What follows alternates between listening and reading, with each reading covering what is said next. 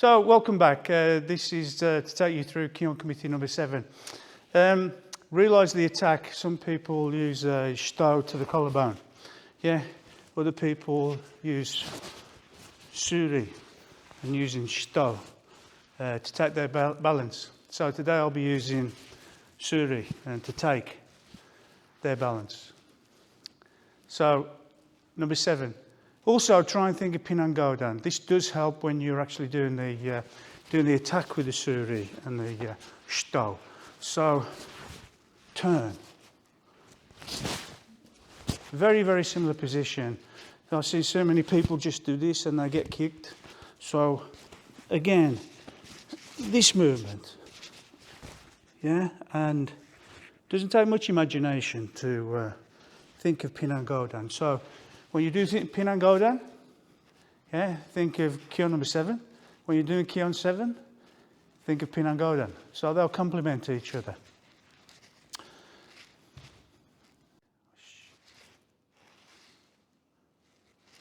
Right.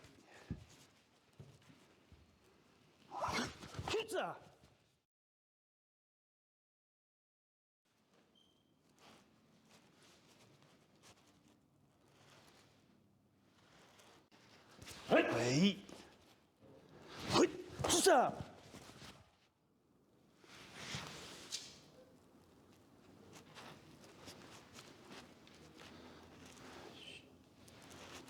So I'll break down. Try and obviously use your wrist to catch and your body to turn, your hip. If you release the front foot, you'll go forward. Because your hip is turned, you can use it either direction, either to release it to go this way, or release it and you'll go forward. Let's think about going forward is this helps you with number 7 because this is the way that you want the hip and the body to move anyway. So if you're not using your hip, then you're going to find it really difficult. All it's going to be is some top body sort of action.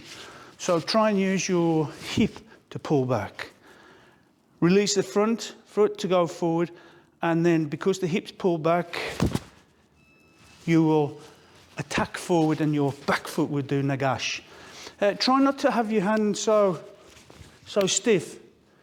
This is a wasted move. Just relaxed. Stow. And remember, try and remember the center line, and then the other 2 center lines. And when you strike, try and make sure it's to this center line and going up. So you'll be going through. Yeah?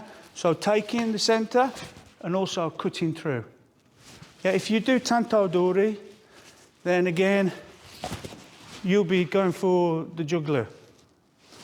So think about how you're going to turn them off their center line and to lose their balance.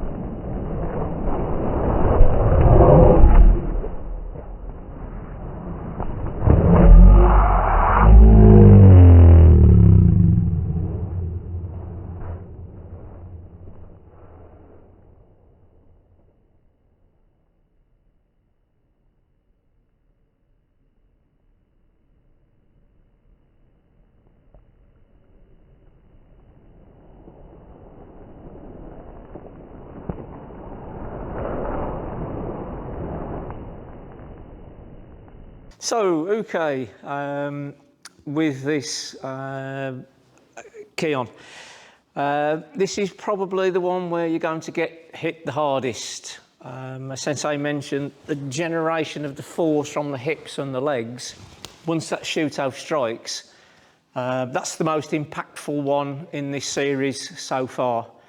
And you have to be a little bit careful because it arrives just as you're adjusting your foot for the Mayageri.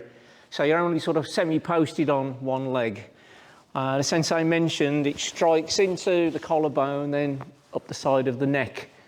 So brace yourself a little bit for this one because it does rattle you and knock you backwards. You've got to be prepared to regain your balance.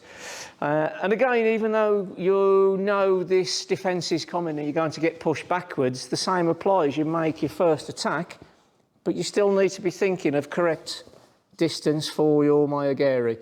Just because you're going to get knocked backwards, it doesn't mean to say you have to make a poor technique and a poor effort at making the Mayageri. So consider it your training in distance and timing and try and make it as good as you can before you get knocked backwards. So if I'm practicing number 7, I think it's great when somebody's wearing a badge. Here.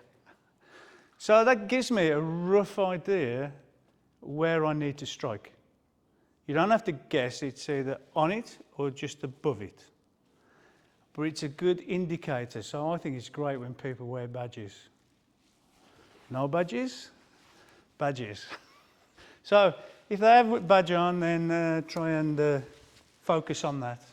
Yeah, it gives you something physical to look at and actually physical to attack to, or to use it as a starting point for the rest of the technique. Top tip? I don't know, but it helps me.